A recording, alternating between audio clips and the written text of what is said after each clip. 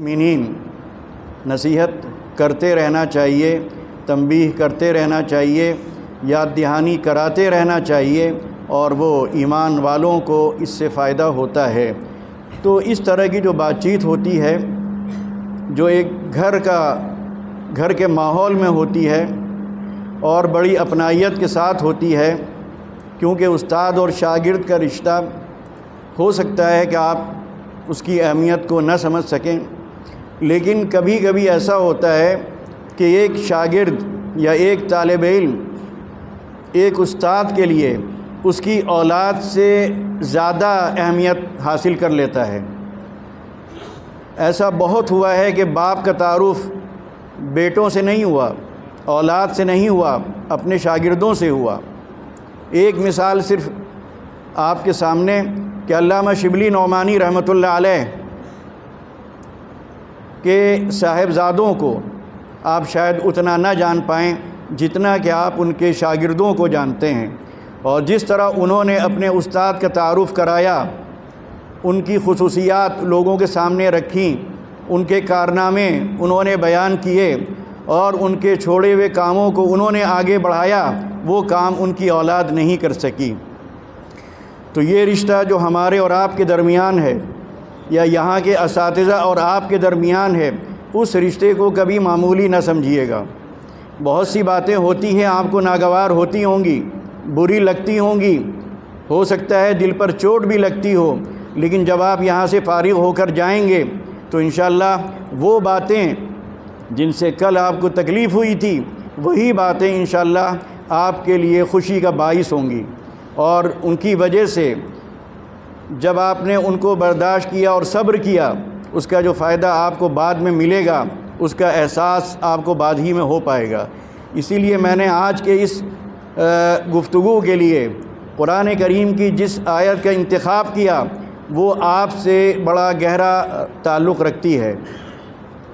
آیت میں کہا گیا، اے ایمان والو اصبروا، صبر کرو، یعنی اگر برائی کی طرف، بدی کی طرف تمہارے قدم بڑھ رہے ہیں اور بہت شوق کے ساتھ تم اپنے قدم بڑھا رہے ہو، تو اپنے قدم روک لو، یعنی برائی کی طرف اپنے بڑھتے قدموں کو روکو، چاہے جتنا دل چاہے، چاہے جتنی خواہش ہو، چاہے جتنا فائدہ نظر آ رہا ہو، چاہے جتنی بڑی کامیابی تمہیں اس میں دکھ رہی ہو، لیکن یہ صبر یہی ہے اس موقع کا کہ تم کو اپنے بڑھتے ہوئے قدموں کو روکنا ہے۔ اسی طرح نیکی کا موقع مل رہا ہے، لیکن نیکی کا وہ کام کرنے میں تمہیں تکلیف پہنچ سکتی ہے، مشقت اٹھانی پڑ سکتی ہے، زحمت برداشت کرنی پڑ سکتی ہے، کچھ مادی نقصان بھی ہو سکتا ہے، لیکن تمہیں اپنے نفس کو روک کر وہ نیکی کا کام کرنا ہے، نفس پر قابو رکھنا ہے۔ وصابروا، اور دوسرا کام کیا ہے کہ دشمن یا تمہارے مخالف یا تمہارے دشمن یا تم سے عناد رکھنے والے، اگر ان سے تمہیں کوئی تکلیف پہنچ رہی ہے تو اس پر بھی تمہیں صبر کرنا ہے، برداشت کرنا ہے، اور اپنے دشمنوں سے زیادہ صبر کا مظاہرہ کرنا ہے۔ یہ صابروا ورابطوا، اور جس طرح ایک فوجی محاذ جنگ پر اپنی ڈیوٹی انجام دیتا ہے، چوکنا رہتے ہوئے، محتاط رہتے ہوئے، بیدار رہتے ہوئے، چاروں طرف نظر رکھتے ہوئے کہ دشمن کہیں سے گھسنے نہ پائے، وہ اپنی سرحد کی حفاظت بھی کر رہا ہے، اپنی جان کی بھی حفاظت کر رہا ہے، اپنی قوم کی بھی حفاظت کر رہا ہے، اور ساتھ ساتھ دشمن کو اندر گھسنے کا موقع بھی نہیں دے رہا ہے، تو اس فوجی کی طرح آپ کو محاذ پر رہنا ہے۔ وہ محاذ دین کی حفاظت کا ہے، خود آپ کی اپنی حفاظت کا ہے، اپنی قوم کی حفاظت کا ہے، اور آپ کے اس دین میں غلط خیالات کو داخل ہونے سے روکنے کا ہے۔ لعلکم تفلحون، اگر آپ یہ چار کام جو اس میں بتائے گئے ہیں، یا چار حکم جو آپ کو دیے گئے ہیں، اگر آپ ان حکموں کو انجام دینے میں کامیاب ہو جائیں گے تو انشاءاللہ لعلکم تفلحون، جیسا کہ کہا گیا، امید ہے کہ آپ کامیاب ہوں گے، اور یہ کامیابی کی امید جو دلا رہا ہے اسی کو کامیاب بھی کرنا ہے، تو پھر کامیابی میں کیا کوئی شبہ ہو سکتا ہے؟ دوسری آیت इन्नहु मन यत्तक़ी व यस्बिर, کہ جو بھی تقوی کی زندگی گزارے گا، خدا سے ڈرتا ہوا، خدا کی گرفت کو اپنے سامنے رکھتا ہوا، ویصبر، اور پھر اس تقوی کے راستے میں، تقوی کی زندگی کی راہ میں جو پریشانیاں آئیں گی، جو دشواریاں آئیں گی، جو تکلیفیں پہنچیں گی اور جو نقصانات آپ کو اٹھانے پڑیں گے، اگر آپ نے وہ اٹھا لیے تو فإن اللہ لا یضیع اجر المحسنین، تو پھر آپ کا اجر کہیں گیا نہیں ہے۔ تو بہرحال یہ دو آیتیں ایسی ہیں کہ ہر طالب علم کو ان آیات کی تلاوت مستقل کرتے رہنا چاہیے تاکہ صبر کا مزاج بنے، صبر کی عادت ہو، صبر اس کی طبیعت میں شامل ہو جائے، بڑے سے بڑا واقعہ پیش آ جائے، بڑی سے بڑی قربانی دینی پڑ جائے، بڑی سے بڑی زحمت اٹھانی پڑ جائے، بڑے سے بڑا نقصان سامنے کھڑا نظر آئے، لیکن صبر کا دامن ہاتھ سے نہیں چھوڑنا ہے۔ یہی آپ کو کامیابی سے انشاءاللہ ہمکنار کرے گا۔ بہرحال یہ ایک مختصر سی تمہید۔ اب اس موقع سے فائدہ اٹھاتے ہوئے میں دو چار باتیں آپ حضرات کے سامنے عرض کرنے کی کوشش کروں گا۔ ہو سکتا ہے باتوں میں ترتیب نہ رہے، ہو سکتا ہے کہ جس طرح میں سمجھانا چاہ رہا ہوں آپ کو سمجھا نہ سکوں، ہو سکتا ہے کہ وہ باتیں آپ کے کانوں میں جب پڑیں تو آپ یہ بھی کہہ سکتے ہیں کہ یہ کوئی نئی بات نہیں ہے، یہ ہم پہلے سے جانتے تھے، کوئی اضافہ نہیں ہوا ہمارے علم میں، ہماری معلومات میں۔ تو باتیں دہرائی جاتی ہیں، کوئی نئی بات لائی بھی نہیں جا سکتی، وہی باتیں ہیں جو قرآن میں کہی گئیں، وہی باتیں ہیں جو احادیث میں بیان کی گئیں، انہی باتوں کو ہر شخص اپنے انداز سے بیان کرتا ہے، باتوں میں کوئی نیاپن نہیں آ سکتا، لہٰذا وہ آپ کو نئی لگیں یا پرانی لگیں، بہرحال اگر عمل کرنے میں کامیاب ہو گئے تو انشاءاللہ فائدے میں رہیں گے، نقصان میں نہیں رہیں گے۔ پہلی چیز ہمیں یہ دیکھنا ہے کہ ہماری حیثیت کیا ہے۔ اگر آپ سے سوال کیا جائے کہ آپ کی حیثیت کیا ہے تو اکثر لوگ نہیں سمجھ پائیں گے کہ ان کی حیثیت کیا ہے، سوچیں گے، غور کریں گے، مختلف حیثیتوں تک پہنچنے کی کوشش کریں گے، لیکن ضروری نہیں کہ وہ جو صحیح حیثیت ہے اس حیثیت تک پہنچ جائیں۔ پہلی حیثیت آپ کی ہے ایک مسلمان کی، سمجھے آپ؟ اس میں کیا کوئی شک ہے کہ ہم مسلمان ہیں کہ نہیں ہیں؟ الحمدللہ جتنے لوگ یہاں بیٹھے ہوئے ہیں سب مسلمان ہیں۔ تو پہلی بات جس پر ہمیں غور کرنا ہے، توجہ دینا ہے، وہ یہ کہ بحیثیت مسلمان ہماری کیا ذمہ داری ہے۔ بحیثیت مسلمان قرآن کریم ہم سے کیا مطالبہ کرتا ہے، بحیثیت مسلمان نبی علیہ الصلاۃ والسلام کے ارشادات اور آپ کی ہدایات اور آپ کی تعلیمات ہم سے کیا مطالبہ کرتی ہیں۔ تو ایک حیثیت آپ کی یہ ہوئی۔ دوسری حیثیت آپ کی ہے عالم کی، بحیثیت عالم آپ کا فرض منصبی کیا ہے، اس پر بھی غور کرنا ہے۔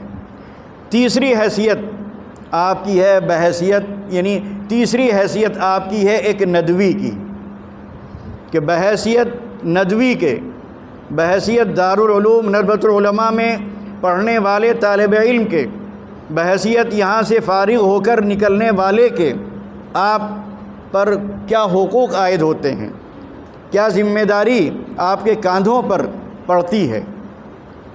تو ان تین حیثیتوں کو سامنے رکھتے ہوئے کچھ باتیں آپ کے سامنے رکھتا ہوں۔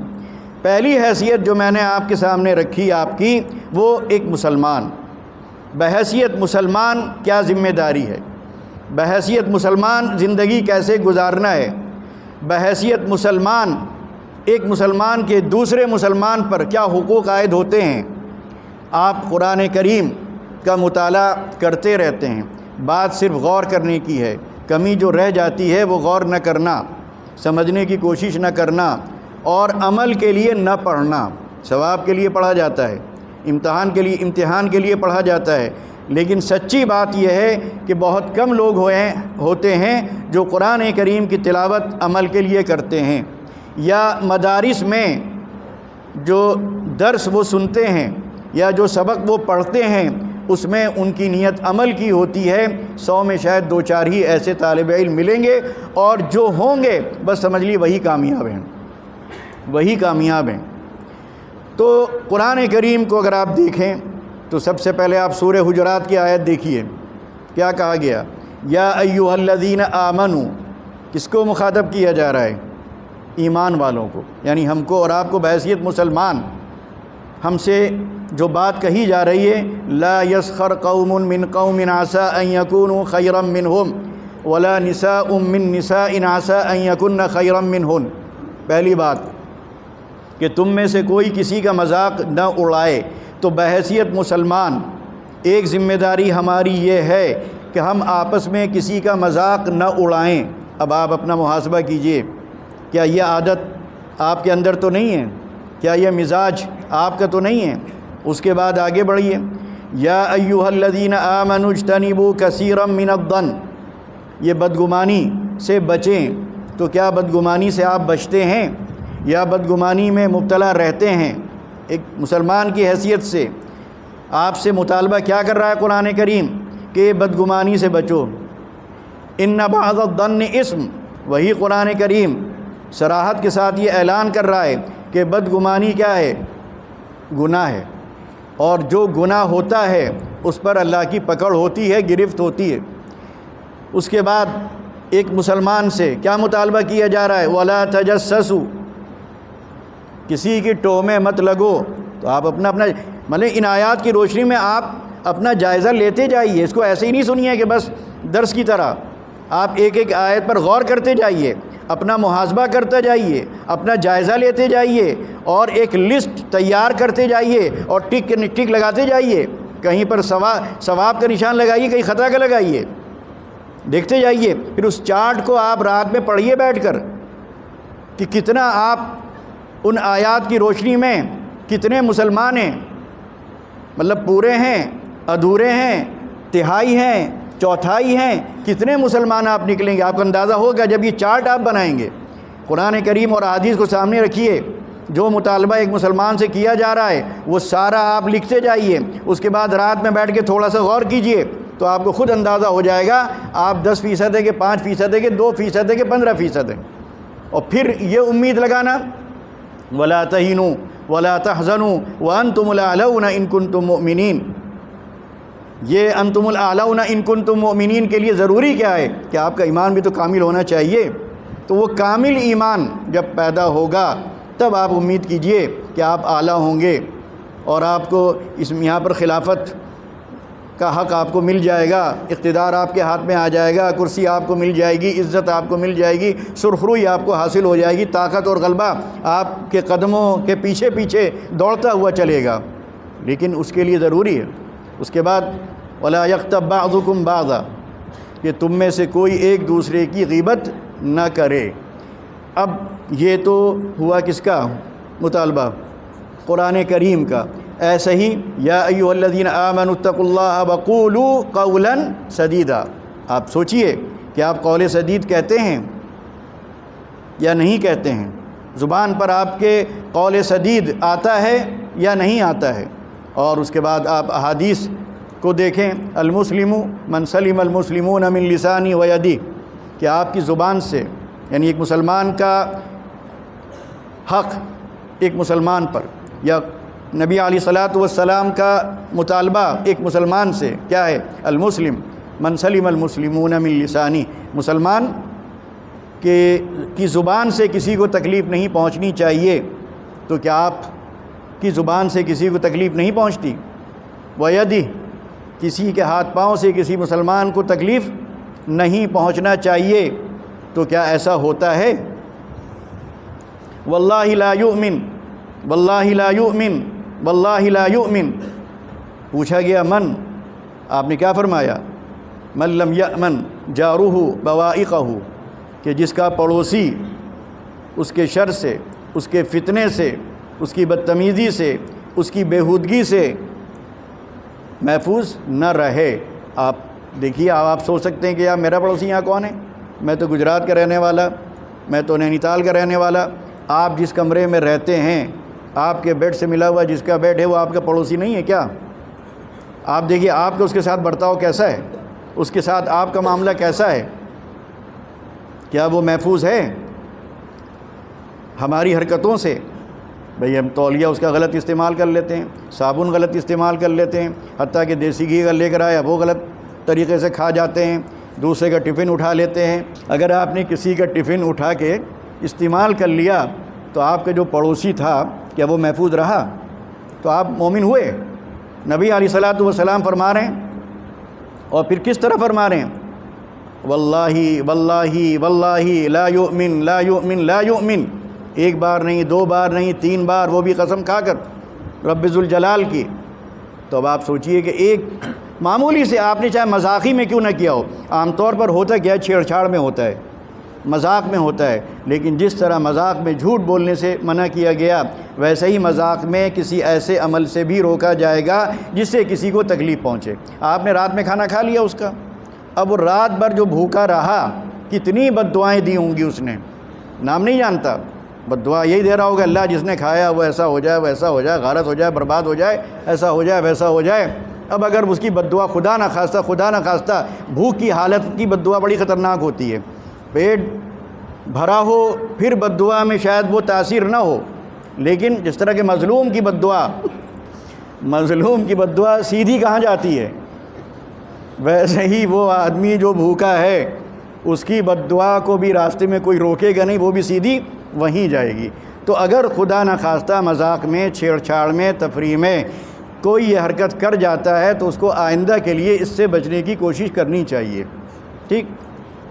اس کے بعد آپ دیکھیے آپ نے کیا فرمایا، لا یؤمن احدکم حتی یحب لاخیہ ما یحب لنفسہ، تم میں سے کوئی شخص اس وقت تک مومن نہیں ہو سکتا جب تک کہ وہ اپنے لیے اپنے بھائی کے لیے وہی پسند نہ کرے جو وہ اپنے لیے پسند کرتا ہے۔ اب آپ اپنا محاسبہ کیجئے کہ آپ اپنے لیے جو پسند کرتے ہیں، اپنے ساتھ درجے میں پڑھنے والے کے لیے بھی وہی پسند کرتے ہیں، کمرے میں ساتھ رہنے والے کے لیے بھی وہی پسند کرتے ہیں۔ اگر نہیں کرتے تو پھر آپ کا ایمان کیا ہوا، خطرے میں ہے۔ اسی طرح آپ احادیث کا اگر مطالعہ کریں تو بہت سی چیزیں ایسی سامنے آئیں گی کہ ہم وہ کام کر رہے ہیں جس سے ہم کو روکا گیا ہے۔ تو پہلی چیز جو میں نے آپ سے کہی کہ بحیثیت مسلمان آپ کی کیا ذمہ داری ہے، یہاں زیادہ احادیث بیان کرنے کی ضرورت نہیں ہے، بھئی جو ہم آپ کے سامنے بیان کر رہے ہیں وہ سب آپ کے علم میں پہلے سے موجود ہیں، وہ حدیثیں آپ پڑھتے ہیں، آپ کے علم میں بہتوں کو شاید بہت زیادہ حدیثیں زبانی بھی یاد ہو سکتی ہیں۔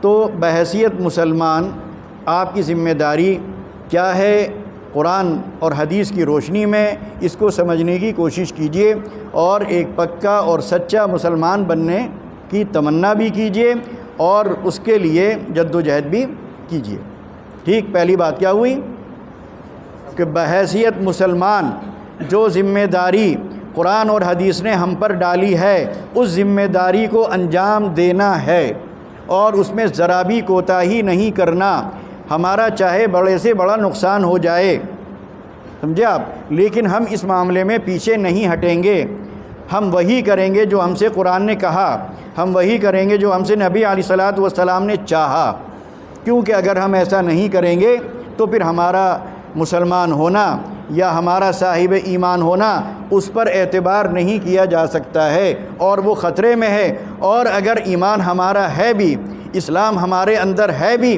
تو وہ ادھورا اور ناقص ہے، اور ادھورے اور ناقص کے ساتھ جو معاملہ ہوگا پھر وہی معاملہ ہمارے ساتھ بھی میدان حشر میں کیا جائے گا۔ یہ تو ایمان مومن سے تعلق۔ دوسری بات جو میں نے آپ سے کہی کہ دوسری حیثیت آپ کی ہے ایک عالم دین کی، ٹھیک۔ عالم دین کے بارے میں کیا فرمایا گیا، العلماء ورثۃ الانبیاء، ٹھیک۔ علماء انبیاء کے وارثین ہیں، انبیاء درہم و دینار چھوڑ کے نہیں جاتے، وہ اس کی وراثت تقسیم کر کے نہیں جاتے۔ اب پھر وراثت میں وہ کیا دے جاتے ہیں، آپ کس چیز کے وارث ہیں، آپ کو وراثت میں کیا چیز ملی ہے؟ تو آپ اگر دیکھیں تو وراثت میں جو چیزیں آپ کو ملی ہیں خود قرآن کریم اور احادیث سے وہ چیزیں متعین ہو جاتی ہیں۔ ارشاد ہے هو الذی بعث فی الامیین رسولا منہم یتلو علیہم آیاتہ ویزکیہم ویعلمہم الکتاب والحکمہ وَإِن كَانُوا مِن قَبْلُ لَفِي ضَلَالٍ مُبِينٍ۔ یہ وراثت کیا فرمایا گیا؟ وہی ہے جس نے بھیجا امی قوم میں ایک نبی امی کو، انہی میں سے رسول بنا کر۔ اب دیکھیے آگے کیا کہا جا رہا ہے، یتلو علیہم آیاتہ، وہ ان کو اس کی آیات پڑھ کر سناتا ہے۔ یہ وراثت آپ کی ہے، کیا ہے؟ یتلو علیہم آیاتہ ویزکیہم، دوسرا کام، دوسری وراثت کیا ہے؟ یزکیہم، وہ ان کا تزکیہ کرتا ہے، ان کی تطہیر کرتا ہے، تطہیر دل کی، تطہیر دماغ کی، تطہیر خیالات کی، تطہیر افکار کی، تطہیر سوچ کی، تطہیر زبان کی، تطہیر کان کی، تطہیر ہاتھ کی، تطہیر پاؤں کی۔ کوئی عضو آپ کے جسم کا ایسا نہیں جس کی تطہیر نبی علیہ الصلوۃ والسلام نے نہ فرمائی ہو۔ وَيُعَلِّمُهُمُ الْكِتَابَ، اور پھر کتاب یعنی قرآن کریم کی وہ تعلیم دیتا ہے، والحکمہ، اور حکمت کی تعلیم دیتا ہے۔ تو نبی علیہ الصلوۃ والسلام سے وراثت میں آپ کو کیا ملا؟ کہ آپ کو قرآن پڑھ کر سنانا ہے، آپ کو تزکیے کا کام کرنا ہے، آپ کو قرآن کی تعلیم دینا ہے، آپ کو حکمت اور دانائی کی باتیں لوگوں تک پہنچانا ہے۔ یہ وراثت ہے کس کی؟ نبی علیہ الصلوۃ والسلام کی۔ یا ایھا النبی انا ارسلناک شاہدا ومبشرا ونذیرا وداعیا الی اللہ باذنہ وسراجا منیرا۔ یہ اور اگلی جو وراثتیں آپ کو مل رہی ہیں وہ کیا ہیں؟ العلماء ورثۃ الانبیاء، بہت فخر سے ہم پڑھتے تو ہیں، ہم وارث ہیں، ہم جو ہیں یعنی علماء انبیاء کے وارث ہیں، اب لیکن وراثت جو مل رہی ہے اس کا بھی علم نہیں ہے۔ یہ تو ہم کہتے رہتے ہیں تقریروں میں، اس کا اظہار بھی کرتے رہتے ہیں اور اس پر فخر بھی کرتے ہیں، ناز بھی کرتے ہیں، لیکن یہ عجیب بات ہے کہ وارث ہونے کے بعد آپ کو وراثت کا پتہ ہی نہیں کہ آپ کو وراثت میں ملا کیا ہے۔ تو کیا کہا؟ یا ایھا النبی، اے نبی، انا ارسلناک، ہم نے آپ کو بھیجا، بالحق، دین برحق کے ساتھ، بشیراً، بشیر بنا کر۔ وراثت میں کیا ملا؟ آپ کیا ہیں؟ بشیر۔ ونذیراً، اور وراثت میں کیا ملا؟ انذار۔ تبشیر وراثت میں مل رہی ہے آپ کو، انذار وراثت میں مل رہی ہے آپ کو، وداعیا الی اللہ، اور دعوت یہ آپ کو مل رہی ہے وراثت میں۔ ٹھیک، اس کے بعد یا ایھا الرسول بلغ ما انزل الیک من ربک وان لم تفعل فما بلغت رسالتہ واللہ یعصمک من الناس۔ کیا وراثت میں مل رہا ہے آپ کو؟ بلغ، دین کی دعوت، دین کی تبلیغ، دین کی نشر و اشاعت، قرآن کے پیغام کو گھر گھر پہنچانا، ایک ایک مسلمان تک پہنچانا، بلکہ ایک ایک انسان تک پہنچانا، نہ شہر کو چھوڑنا، نہ گاؤں کو چھوڑنا، نہ پکا مکان چھوڑنا، نہ کچا مکان چھوڑنا، نہ عورت کو چھوڑنا، نہ مرد کو چھوڑنا، نہ جاہل کو چھوڑنا، نہ پڑھے لکھوں کو چھوڑنا۔ بلغ ما انزل الیک من ربک۔ اس کے بعد جو آیت کا آخری حصہ ہے اس میں پھر آپ کے لیے بشارت بھی ہے، اگر نبی علیہ الصلوۃ والسلام کی اس وراثت کی آپ حفاظت کریں گے اور اس کے امین آپ بنیں گے اور اس وراثت کو آپ دوسروں تک منتقل کرنے کی کوشش کریں گے، تو یہاں پر ایک اعلان جو کیا جا رہا ہے، واللہ یعصمک من الناس، وہ اعلان جو نبی علیہ الصلوۃ والسلام کے لیے کیا گیا تھا، وہ اعلان پھر آپ کے لیے بھی ہوگا کہ اللہ تعالیٰ آپ کی حفاظت فرمائے گا۔ واللہ یعصمک من الناس، لوگوں سے، لوگوں کے شر سے، لوگوں کے فتنے سے، لوگوں کی کارروائی سے، لوگوں کے نقصانات سے، لوگوں کی ایذا رسانی سے اللہ تعالیٰ آپ کی حفاظت فرمائے گا۔ تو یہ وراثت جو علماء کو ملی، اور اب آپ ماشاءاللہ عالم بن رہے ہیں، بہت سے بن چکے ہیں، تو بحیثیت عالم آپ اپنی اس ذمہ داری کو سنبھالیے، بحیثیت عالم آپ اپنے اس فرض منصبی کو ادا کیجئے، اور نبی علیہ الصلاۃ والسلام کی جو وراثت آپ کو ملی ہے، کہیں ایسا نہ ہو کہ نبی علیہ الصلاۃ والسلام میدان حشر میں آپ سے پوچھیں کہ میں تمہیں یہ سب دے گیا تھا، تم نے کیا کیا؟ آپ خود سوچئے، کوئی یہاں موازنہ نہیں ہے۔ ایک باپ جائیداد چھوڑ کے جاتا ہے، بہت خون پسینے سے کمائی ہوئی، اور وہ جائیداد اس کے بیٹے اس کی حفاظت نہیں کر پاتے، برباد کر دیتے ہیں، یا تو بیچ دیتے ہیں، یا جوئے میں اڑا دیتے ہیں، یا اور کسی غلط کاموں میں صرف کر کے خالی ہاتھ ہو جاتے ہیں۔ تو باپ اگر دنیا میں آتا دوبارہ اور وہ دیکھتا ہے کہ جس جائیداد کو، جس زمین کو، جس کھیت کو، جس مکان کو اس نے پسینہ بہا کر، بلکہ اپنا خون بہا کر بنایا تھا بڑی مشکل سے اپنی اولاد کے لیے، اب جب آئے اور وہ دیکھے کہ سب برباد ہو چکا ہے، تو وہ اپنے لڑکے کو کیا کچھ نہیں سنائے گا؟ وہ یہی تو کہے گا کہ میں نے بہت بڑی بیوقوفی کی کہ تم کو دے گیا، ارے میں کسی کو دے جاتا، کسی غیر کو دے جاتا، کسی اجنبی کو دے جاتا، کسی پرائے کو دے جاتا تو تم سے بہتر تھا۔ تم نے تو ناک کٹا دی، تم نے تو میری زندگی کی ساری پونجی برباد کر دی، میری محنت کی یہ کمائی تم نے اس طرح اڑا دی۔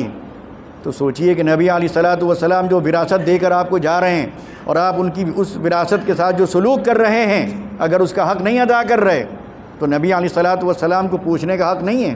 اور جب آپ پوچھیں گے تو سوچئے آپ کا حال پھر کیا ہوگا؟ کہ آپ کوئی جواب دے پائیں گے؟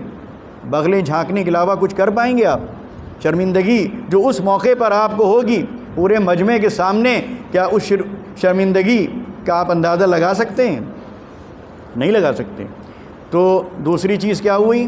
پہلی چیز بحیثیت مسلمان ذمہ داری، دوسری بحیثیت عالم کی ذمہ داری، اور تیسری ذمہ داری آپ کی بحیثیت ایک ندوی کے۔ دیکھیے آپ یہاں پر آئے، کچھ سوچ کے آئے ہوں گے، ورنہ بہت سے مدرسے ہیں، آپ وہاں بھی جا سکتے تھے، آپ کے والدین آپ کو وہاں بھی بھیج سکتے تھے۔ اگر کچھ سوچ کے نہیں آئے تو یہ بہت بڑی بیوقوفی ہے۔ کوئی مقصد لے کر نہیں آئے، کوئی نصب العین نہیں ہے، تو یہ بھی حماقت ہے۔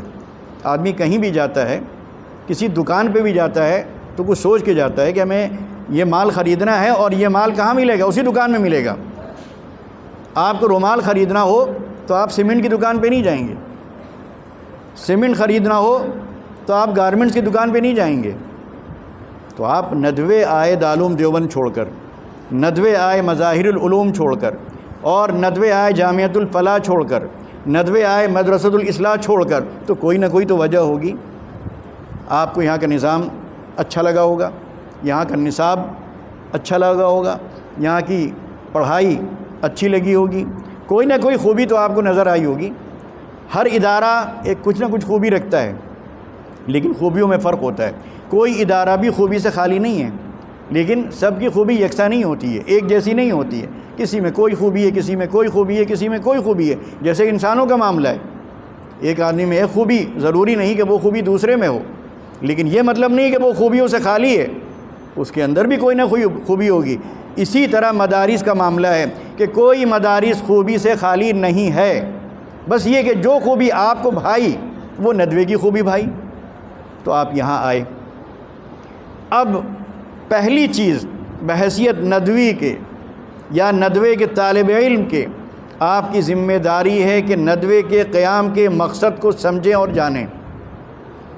اگر آپ یہاں آئے اور ندوے کے قیام کے مقصد کو جاننے کی کوشش نہیں کی، تو آپ جس مقصد کو لے کر یہاں آئے ہیں وہ مقصد آپ پورا نہیں کر پائیں گے، جو بننا چاہتے ہیں وہ نہیں بن پائیں گے، جس ارادے سے یہاں آئے ہیں وہ ارادہ پورا نہیں کر پائیں گے۔ تو بحیثیت ندوی کے پہلی ذمہ داری آپ پر یہ عائد ہوتی ہے کہ ندوے کے قیام کے مقصد کو سمجھیں۔ سمجھا؟ دوسری چیز، وہ حضرات جنہوں نے ندوے کی بنیاد ڈالی، ان حضرات کو پڑھیں، ان کو سمجھیں، ان کی تحریریں پڑھیں اور ان کے بارے میں جو لکھا گیا وہ پڑھیں۔ یہ آپ کی دوسری ذمہ داری۔ مثال کے طور پر ہم میں سے بہت سے لوگ ایسے ہوں گے جنہوں نے شاید ندوے کے ترانے کو بھی غور سے نہ سنا ہوگا، ندوے کی تاریخ انہوں نے نہیں پڑھی ہوگی، بانیان ندوے کے حالات انہوں نے کبھی بھی ان کو بھی سمجھنے کی کوشش نہیں کی ہوگی، تو پھر آپ ندوی کیسے بن سکتے ہیں اور بحیثیت ندوی ایک ذمہ داری کیسے انجام دے سکتے ہیں؟ آپ علامہ شبلی، آپ ترانہ اگر پڑھیں، ترانے کے کچھ اشعار، مثال کے طور پر ہم مست نگاہ ساقی ہیں، ہم بادکش صحبائے حرم، ہم نغمہ اہل قلب و زباں، ہم ذہن رسائے اہل قلم، ہم عزم جواں ہر لمحہ دواں، رکھتے ہیں ہمیشہ آگے قدم، ہم آب گوہر، ہم نور سحر، ہم باد بہاری ابر کرم۔ یہ پورا خلاصہ آ گیا۔ یہ گویا ندوی کی تصویر کھینچ کے رکھ دی گئی ہے، ایک ندوی کو کیسا ہونا چاہیے، ایک ندوی میں کون کون سی خصوصیات ہونی چاہیے، ایک ندوی کے امتیازات کیا ہیں، اس کی صفات کیا ہیں، اس کا تشخص کیا ہے، یہ پورا کا پورا اس میں بیان کر دیا گیا۔ ہم نادش ملک و ملت ہیں، ہم سے ہے درخشاں صبح وطن، ہم تابش دین، ہم نور یقین، ہم حسن عمل، ہم خلق حسن۔ یہ ہے ندویت، یہ ہے ایک ندوی کو پیغام جو دیا جا رہا ہے ان اشعار کے ذریعے۔ لیکن افسوس یہ کہ ان چیزوں کی طرف ہماری توجہ نہیں ہوتی ہے۔ تو یہ ترانہ بھی پڑھنے کی ضرورت ہے۔ ٹھیک ہے، آپ کو اگر ندوے کی تاریخ پڑھنے کے لیے وقت نہیں مل رہا ہے، یا ضخیم کتابیں جو ندوے سے متعلق لکھی گئیں ان کے مطالعے کا موقع نہیں مل رہا ہے، تو کم سے کم اس ترانے کو پڑھ لیے، اس ترانے کے یہ اشعار یاد کر لیے، اس ترانے میں اپنے کو دیکھنے کی، اس ترانے کے آئینے میں اپنے کو دیکھنے کی کوشش کیجئے، آپ اس میں کتنا فٹ ہو رہے ہیں، کتنا پورا اتر رہے ہیں، سمجھے؟ اب جو یہ ترانہ جو آپ سے جیسے وہاں قرآن مطالبہ کر رہا ہے مسلمان سے اور احادیث مطالبہ کر رہی ہیں ایک عالم دین سے، ویسے ہی یہ ترانہ بھی آپ سے کچھ مطالبہ کر رہا ہے، یہ بھی کہہ رہا ہے کہ یہ چیزیں کرو، جیسے وہاں ہے کہ اگر آپ ان پر عمل کریں گے تو آپ مسلمان ہوں گے، ان پر عمل کریں گے تو آپ عالم کہلائیں گے، اسی طرح اگر آپ ان پر عمل کریں گے تو آپ ایک ندوی کہلائیں گے، پھر آپ کو حق ہوگا کہ آپ اپنے کو ندوی کہیں۔ علامہ وہ کیا ہے، گنجین ہے فضل رحمانی، وہ جس نے بلند اسلام کیا، دانش کا دائے شبلی جس نے پھر ذوق سخن کو عام کیا، وہ بزم سلیمانی جس نے تحقیق و نظر کا کام کیا، انفاس علی نے روشن پھر ندوے کے جہاں میں نام کیا۔ تو ندویت کیا ہے، اس میں سب آ گئی سمٹ کر۔ پہلی چیز کیا کہی گئی؟ گنجین فضل رحمانی، وہ جس نے بلند اسلام کیا۔ مولانا سید محمد علی منگیری رحمۃ اللہ علیہ سے آپ کو کیا لینا ہے؟ اسلام کی سربلندی کا جذبہ۔ کیا لینا ہے؟ ندویت کیا ہے؟ پہلی اس کی نہیں، آپ اگر چوکھٹے تیار کریں تو چاروں کونے جب تک مکمل نہیں ہوں گے وہ فریم تیار نہیں ہو سکتا ندویت کا۔ تو ایک پہلا کونا کیا ہے؟ اسلام کی سربلندی کا جذبہ، یہ آپ کو لینا ہے۔ اور یہ کہاں ملے گا؟ یہ آپ کو ملے گا سیرت محمد علی منگیری میں۔ آپ پڑھیے مولانا منگیری رحمۃ اللہ علیہ کے حالات، جو ندوۃ العلماء کے پہلے ناظم تھے ان کے حالات پڑھیے، جو ندوے کے بانی تھے ان کے حالات پڑھیے۔ بات سمجھ میں آئی؟ کیا اسلام کی سربلندی کا جذبہ ہمیں ملے گا کہاں؟ مولانا سید محمد علی منگیری رحمۃ اللہ علیہ۔ اس کے بعد کیا ہے؟ دانش کا دائے شبلی جس نے پھر ذوق سخن کو عام کیا۔ علامہ شبلی سے ہمیں کیا لینا ہے؟ ذوق سخن لینا ہے۔ ادھر اسلام کی سربلندی کے جذبہ ہوا اور ادھر کیا لیا؟ دوسرا کونا ذوق سخن۔ تیسرا کونا وہ بزم سلیمانی جس نے تحقیق و نظر کا کام کیا۔ تیسرے کونے میں کیا چیز آتی ہے؟ تحقیق و نظر۔ وہ آپ کو کہاں ملے گی؟ علامہ سید سلیمان ندوی کی تحریروں میں، ٹھیک۔ اس کے بعد چوتھا کونا کس کا آتا ہے؟ مولانا علی میاں۔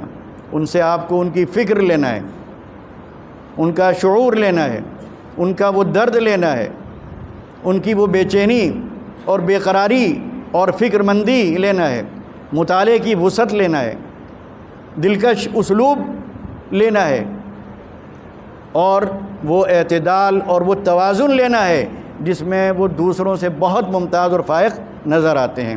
اب آپ کا فریم تیار ہو گیا، اس میں کا ایک کونا بھی اگر ٹوٹ گیا تو کیا یہ فریم کہا جائے گا؟ کیا اس فریم کو کوئی سنبھال کر رکھے گا یا کباڑ خانے میں ڈال دے گا؟ تو آپ ندوی اس وقت تک نہیں بن سکتے جب تک اسلام کی سربلندی کا جذبہ نہ ہو، جب تک ذوق سخن شبلی والا نہ ہو، جب تک تحقیق و نظر سلیمانی نہ ہو، اور جب تک فکر اور درد اور کڑھن امت کے لیے اور وہ شعور اور وہ اعتدال اور وہ توازن اور وہ مطالعے کی وسعت اور وہ پیش کرنے کی وہ صلاحیت اور وہ اعتماد، وہ اخلاص، وہ جذبہ مولانا علی میاں سے نہ لیا جائے تو سمجھ لیجئے کہ آپ ویسے ہی ہیں جیسے کہ مومن کی مثال دی گئی تھی 10%، 5%، تو ویسے ہی آپ بھی ندوی ہوں گے لیکن 5% کے۔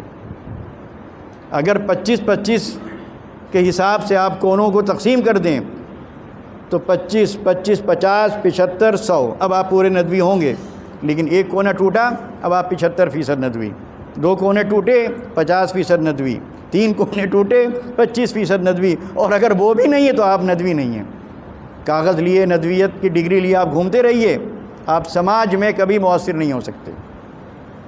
سماج جس نظر سے آپ کو دیکھ رہا ہے، ملک جس نظر سے آپ کو دیکھ رہا ہے، قوم جس نظر سے آپ کو دیکھ رہی ہے، کہ آپ اس معیار پر پورے اترتے ہیں؟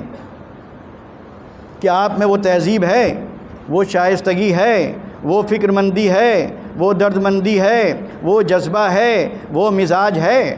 کہاں ہے؟ وہ تہذیب ہے، وہ ثقافت ہے؟ آپ خود دیکھیے ہے، آج ہم نے بھی یہیں پڑھا ہے۔ 20-25 سال پہلے کی بات آپ کو بتاتے ہیں، اس وقت مدارس بہت کم تھے۔ شہر میں رہنے کی وجہ سے بہت سی چیزیں ہم جان لیں گے، آپ نہیں جان پائیں گے۔ اس زمانے میں شہر کے لوگوں کا اس بات پر اتفاق تھا کہ ندوے کے طلباء اپنی ایک خاص تہذیب اور ثقافت رکھتے ہیں۔ سمجھے آپ؟ کوئی کام وہ ایسا نہیں کرتے جو تہذیب سے گرا ہوا ہو، کوئی کام ایسا نہیں کرتے جو شائستگی کے خلاف ہو، بولنے میں، چلنے میں، اٹھنے میں، بیٹھنے میں، کھانے میں۔ یہاں تک تھا کہ جیسے چائے خانوں میں اگر کوئی ٹوپی والا، کرتے پجامے والا بات بےہودگی کے ساتھ کر رہا ہے، بدتمیزی کے ساتھ کر رہا ہے، صرف پکارنے میں ویٹر کو جو اس کا انداز ہے وہ جاہلانہ ہے، غیر مہذبانہ ہے، تو وہ کہتے تھے یہ ندوے کا نہیں ہو سکتا، کہیں کا ہو سکتا ہے، ندوے والے ایسے نہیں ہوتے۔ لیکن اب وہ صورتحال نہیں ہے جو ہمارا انداز ہے، کیونکہ اب شہر میں آپ امامت بھی کرتے ہیں، شہر میں کرائے کے کمرے لے کر رہتے بھی ہیں، شہر میں آمد و رفت بھی ہوتی ہے، تو کیا وہ جو ندوے کی تہذیب تھی، ندوے کی ثقافت تھی، بلکہ ہم اس کو ندوے کی کیوں کہیں، اسلامی ثقافت، اسلامی تہذیب، کیا آپ اس کی نمائندگی کرتے ہیں؟ کیا سڑک پہ چلتے وقت اس بات کا خیال رکھتے ہیں کہ ایک ندوی جا رہا ہے، ایک عالم جا رہا ہے، ایک مسلمان جا رہا ہے؟ آپ تو چل رہے ہیں، راستے میں کوئی خاتون جا رہی ہیں، آپ ان کو دیکھتے جا رہے ہیں، آپ آگے دیکھ رہے ہیں ان کو اور پیچھے والا آپ کو دیکھ رہا ہے۔ بات سمجھ میں آئی؟ آپ آگے ایک خاتون کو بار بار دیکھتے ہوئے جا رہے ہیں، مڑ مڑ کے آپ دیکھ رہے ہیں، اور آپ یہ نہیں سمجھ رہے ہیں کہ آپ تنہا اس کو دیکھ رہے ہیں، 10 آپ کو دیکھ رہے ہیں۔ کیا رائے قائم کر رہے ہیں آپ کی؟ باہر نکلے، ٹوپی اتاری، جیب میں رکھ دی۔ ہوتا ہے کہ نہیں ہوتا ہے؟ کیا اثر پڑتا ہے؟ اس کا اثر کب محسوس کریں گے؟ اس وقت محسوس کریں گے جب آپ کسی برقع پوش خاتون کو گھر سے نکلتے دیکھیں، ٹھیک، اور شاپنگ مال میں اپنے برقعے کو اتار کر اپنے پرس میں ٹھوستے ہوئے دیکھیں، تو آپ کے دل میں کیا خیال آتا ہے؟ آپ اس عورت کو اچھا کہیں گے؟ اس کو اچھا سمجھیں گے؟ گھر آ کر آپ خود تبصرے کریں گے صاحب ایک عورت دیکھی گھر سے تو نکلی تھی برقعے میں، لیکن شاپنگ مال میں جب گھسی تو وہاں اس نے کیا کیا، اتنی احساس کم تری کا شکار تھی، اتنا اس کو اپنے برقعے پر گویا اپنی کیا کہنا چاہیے ذلت کا احساس ہو رہا تھا برقعہ پہن کر، کہ اس نے وہاں پر جا کے سب سے پہلا کام جو کیا کہ برقعے کو اتار کے پرس میں رکھ دیا۔ تو جو تصور یا جو خیال اس عورت کے بارے میں آپ کے دل و دماغ میں آتا ہے، وہی خیال شہر کے لوگوں کا اس طالب علم کے بارے میں آتا ہے جو نکلتا ہے کرتے پجامے میں ندوے کے گیٹ سے، اور اسٹیشن پہنچتے پہنچتے وہ سب بدل چکا ہوتا ہے۔ اب یا تو لوور آ گیا، یا پتلون آ گئی، یا ٹی شرٹ آ گئی، ٹوپی غائب ہو گئی۔ آپ کیا سمجھتے ہیں دوسرا اندھا ہے کیا؟ وہ آپ کو نہیں دیکھ رہا ہے، وہی آدمی آپ کو دیکھ رہا ہے کرتے پجامے میں، پھر وہی اسٹیشن پہ دیکھ رہا ہے، ٹرین پہ دیکھ رہا ہے، پلیٹ فارم پہ دیکھ رہا ہے، جہاز پہ دیکھ رہا ہے، ایئرپورٹ پہ دیکھ رہا ہے، بازاروں میں دیکھ رہا ہے کہ وہاں گیا آپ نے اتارا۔ بہت سے لڑکے کیا کرتے ہیں، اندر لوور ہے، ٹی شرٹ ہے، اوپر پجامہ، لمبا سا کرتا ماشاءاللہ، بہت مطلب بالکل یعنی پجامہ ٹخنے سے بہت اوپر اور کرتا بالکل ٹخنے سے ملا ہوا، بالکل شیخ الحدیث شیخ الاسلام کی طرح نکلے یہاں سے، اور اس کے بعد کرتا اتارا، تھیلے میں ڈالا، پجامہ اتارا وہ بھی تھیلے میں ڈالا، اب آپ بالکل دوسرے ہیں۔ تو اس کا مطلب یہ ہے کہ آپ یہاں پر مجبور ہیں، یہ لباس پہننے پر مجبور، یہ ثقافت اختیار کرنے پر مجبور۔ تو مجبوری کے ساتھ جو کام کیا جائے گا اس میں کبھی کامیابی نہیں ملے گی، حقیقت ہے۔ کیوں ایسا کر رہے ہیں آپ کی شکل تو نہیں بدل جائے گی پتلون پہننے سے، آپ کا قد تو نہیں بڑھ جائے گا، ایک دم سے رنگ تو صاف نہیں ہو جائے گا، اگر آپ کالے ہیں تو کالے ہی رہیں گے، پستہ قد ہیں پستہ قد رہیں گے، دبلے پتلے ہیں دبلے پتلے ہی رہیں گے، ایسا نہیں ہوگا، رہیں گے آپ ایسے ہی۔ تو اس لباس کے مقابلے میں کرتے پجامے میں پھر بھی ایک وقار ہے، عوام پھر بھی اس کا احترام کرتے ہیں، اس کا نہیں کریں گے، کیونکہ اس طرح کے لباس میں ان کو جو لڑکے دکھتے ہیں وہ غلط حرکتیں ہی کرتے ہوئے دکھتے ہیں۔ آپ نہیں کہہ رہے ہیں، اسکول کے جو بچے ہیں گالی بھی بک رہے ہیں، چھیڑ چھاڑ بھی کر رہے ہیں، دوسری گندی سندی حرکتیں کر رہے ہیں، تو ان کے ذہن میں بھی یہ آتا ہے کہ یہ بھی انہی قسم کے لڑکے ہیں، تو آپ کو عزت نہیں ملے گی۔ اگر آپ چاہتے ہیں عزت تو آپ کو اپنا ہی لباس اختیار کرنا ہوگا، اپنی وضاقتہ پہ برقرار رہنا ہوگا، تو انشاءاللہ اس کا فائدہ آپ محسوس کریں گے۔ ہو سکتا ہے بہت سی باتیں بری لگ رہی ہوں لیکن بری لگنا نہیں چاہیے، کیا خیال ہے؟ تو چلیے خیر، یہ چند باتیں تھیں جو ذہن میں آئیں، وہ آپ حضرات کے سامنے رکھ دیں۔ امید ہے کہ انشاءاللہ آپ بھی عمل کی کوشش کریں گے، ہم بھی عمل کی کوشش کریں گے، اپنے کو مسلمان سمجھیں گے، بحیثیت مسلمان جو ذمہ داری ہے یا ذمہ داریاں ہیں ان ذمہ داریوں کو ادا کرنے کی کوشش کریں گے، بحیثیت عالم دین جو تقاضے ہیں ان تقاضوں کو پورا کریں گے، اور بحیثیت ایک ندوی ہم پر جو ذمہ داری عائد ہوتی ہے ان ذمہ داری کو بھی نبھانے کی پوری کوشش کریں گے۔ تو انشاءاللہ آپ خود دیکھیں گے، یہ سب جو شوق ہوتا ہے نا، یہ کپڑوں کا اور اس کا اس کا، یہ چند دن کا ہے، ایک عمر آتی ہے کہ سارے شوق ختم ہو جاتے ہیں، لیکن نقصان پہنچ چکا ہوتا ہے، بعد میں احساس ہوتا ہے، لیکن وقت نکل چکا ہوتا ہے۔ تو وقت نکلنے سے پہلے آدمی اگر سنبھل جائے اور اعتماد کے ساتھ، پورے یقین کے ساتھ، پورے بھروسے کے ساتھ اور فخر اور ناز کے ساتھ اسی لباس میں رہتے ہوئے کام کرنے کے لیے وہ تیار ہو جائے، تو انشاءاللہ اس کا مستقبل بڑا روشن اور بڑا تابناک رہے گا۔ وآخر دعوانا ان الحمدللہ رب العالمین۔ اللہم صلی علی محمد وعلی آل محمد کما صلیت علی ابراہیم وعلی آل ابراہیم انک حمید مجید۔ अल्लाहुम्मा बारिक अला मुहम्मद व अला आलि मुहम्मद कमा बारकत अला इब्राहीम व अला आलि इब्राहीम इन्नका हमीदुम मजीद। रब्बना ज़लमना अनफुसना व इन लम तग़फिर लना व तरहमना लनकूनन्न मिनल खासिरीन। रब्बना आतिना फ़िद दुनिया हसनह व फ़िल आखिरति हसनह व क़िना अज़ाबन नार। रब्बना हब लना मिन अज़वाजिना व ज़ुर्रिय्यातिना क़ुर्रत अअयुन वजअलना लिलमुत्तक़ीन इमामा। रब्बना फ़ग़फ़िर लना ज़ुनूबना व कफ़्फ़िर अन्ना सय्यिआतिना व तवफ़्फ़ना मअल अबरार। रब्बना ला तुआख़िज़ना इन नसीना औ अख़्तअना। रब्बना वला तहमिल अलैना इसरन कमा हमलतहु अलल लज़ीना मिन क़ब्लिना। रब्बना वला तुहम्मिलना मा ला ताक़त लना बिहि वअफ़ु अन्ना वग़फ़िर लना वरहमना अंत मौलाना फ़ंसुरना अलल क़ौमिल काफ़िरीन। रब्बना तक़ब्बल मिन्ना इन्नका अंतस समीउल अलीम व तुब अलैना इन्नका अंतत तव्वाबुर रहीम। व सल्लल्लाहु तआला अला खैरि ख़ल्क़िहि मुहम्मदिन व आलिहि व सहबिहि अजमईन बिरहमतिका या अरहमर राहिमीन।